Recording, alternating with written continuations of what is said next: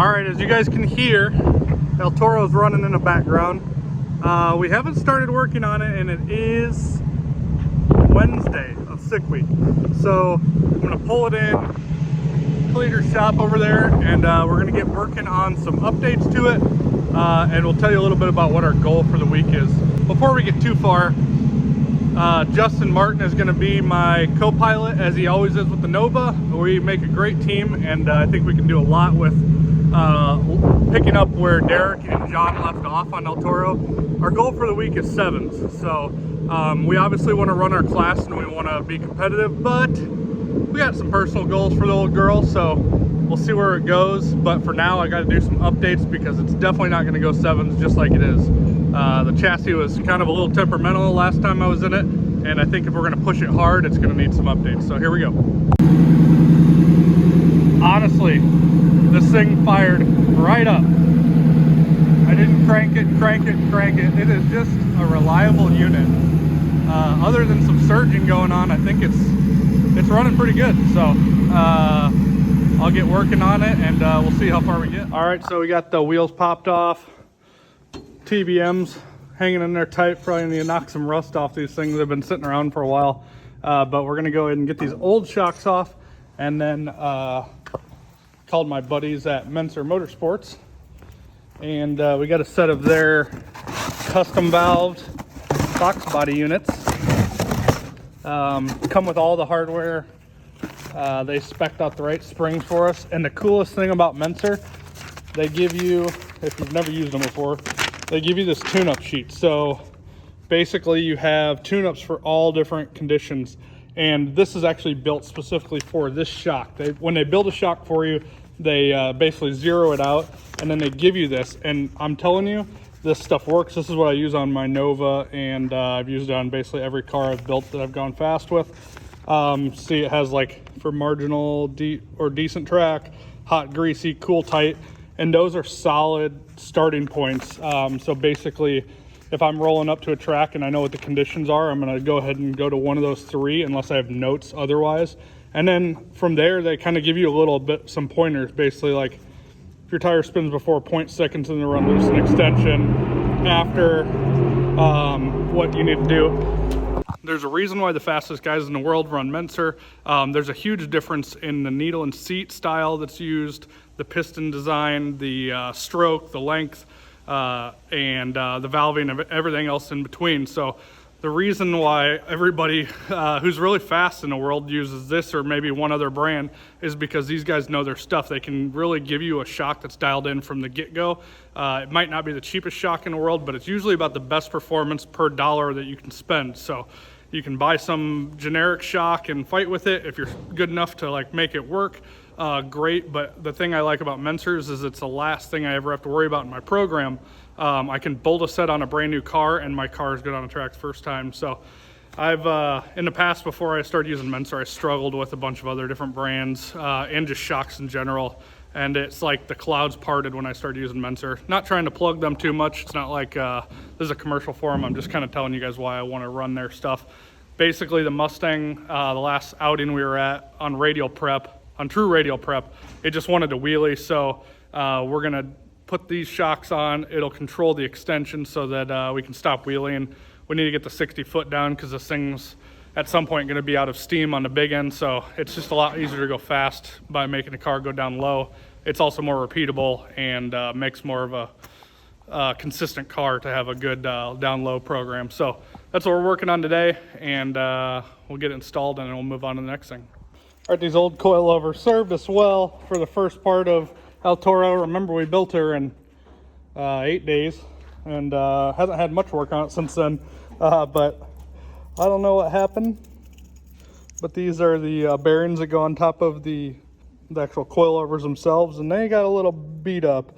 It looks like the coilovers were extending too far and then probably slamming back up, and that probably beat the bearings out of it. So something to be cognizant about on your own build.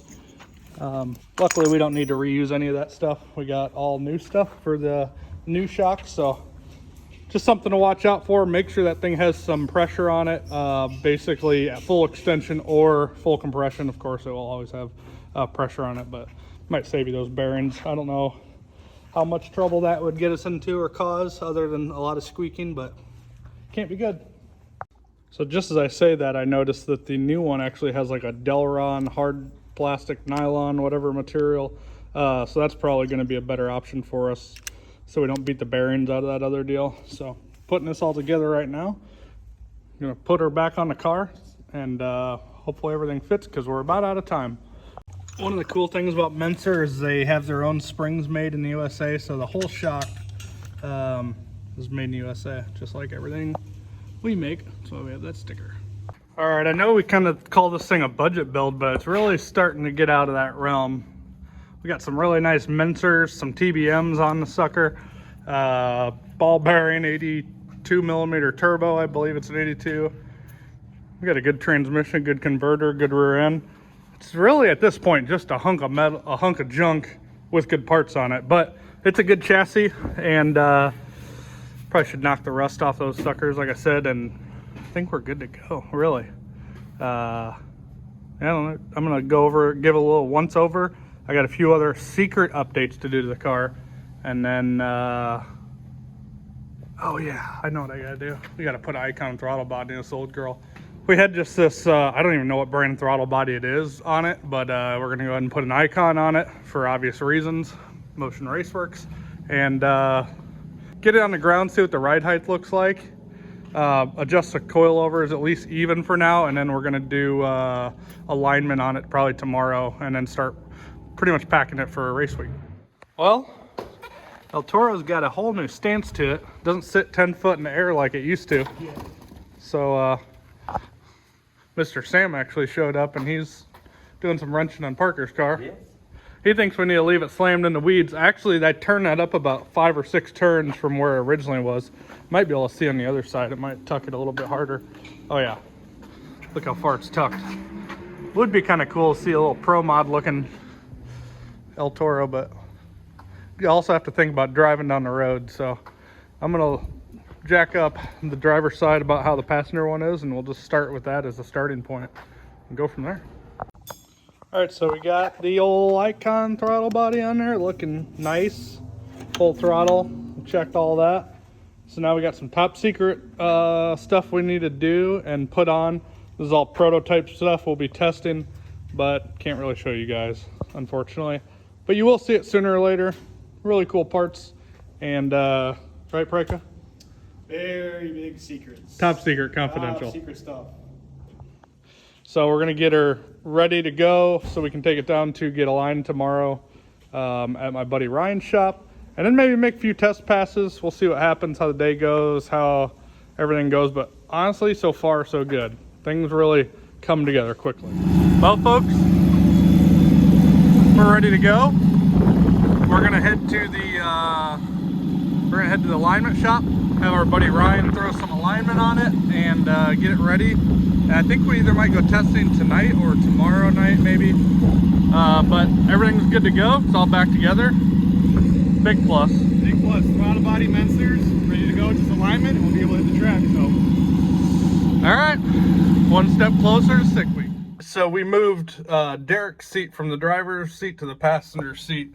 Yep. Mainly, the only reason we still have that big a seat is because that's what we have. Yeah, unfortunately. But a little large. She doesn't really fit, so we might have to get the what's he call the no, I don't remember.